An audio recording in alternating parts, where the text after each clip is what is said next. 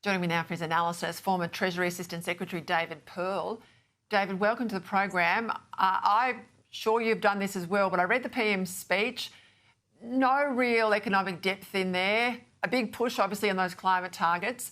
Plenty of platitudes, and yet to a room full of our biggest corporates, there was no talk of reform. I mean, he's just minding the shop, I reckon, economically, minding the shop, as Margaret Thatcher would say.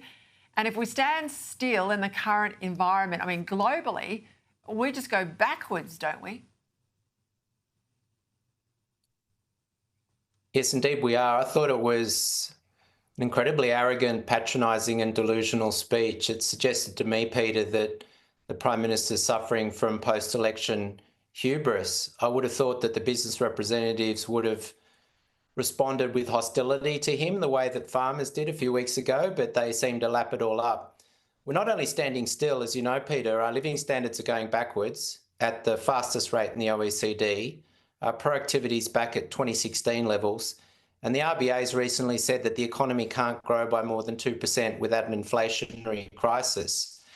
And we've got the government ratcheting up costs across the economy. So we're actually going backwards.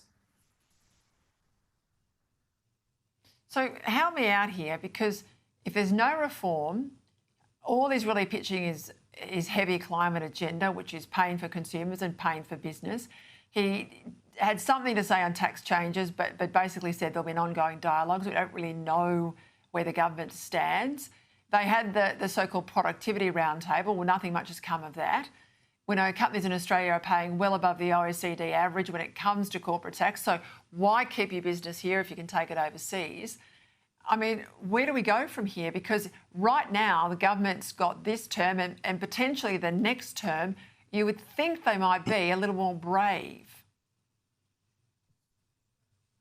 Well, I don't know whether I'd want them to be brave, because they believe, Peter, in big government, high taxation, universal welfare and a green utopia. So effectively they're trying to implement the failed Biden administration agenda, which was rejected by the Americans. And I think if the Australian people had had a real alternative in March, they would have perhaps been interested in an alternative here. So, I don't know whether bravery is what we want. I think Albanese is very committed to taking the economy down that track. And we're seeing in Western Europe today, Peter, with the French government falling and Keir Starmer's government in deep trouble with bond markets, what happens if we pursue this path? Let's pick up some comments the PM made about so-called climate walls last night. The damage done to Australia's international relationships and to our economy by the ideological conflict of the climate wars, a decade in which energy policy became untethered from reality. Business and industry don't have that luxury of pretending that change is not occurring. You have to deal with the real world, and you have to be able to plan for the long term. How can you talk about the damage to our international relationships when, almost 70% of the world's big emitters are not even in half of these climate agreements? No one telling the United States or India or China, indeed Russia, that they've got damage to their international relationships because of lack of kowtowing to climate targets. Did the room buy stuff like that, or will they buy stuff like that? Well, I thought the only person untethered from reality was the Prime Minister, and in fact his whole government.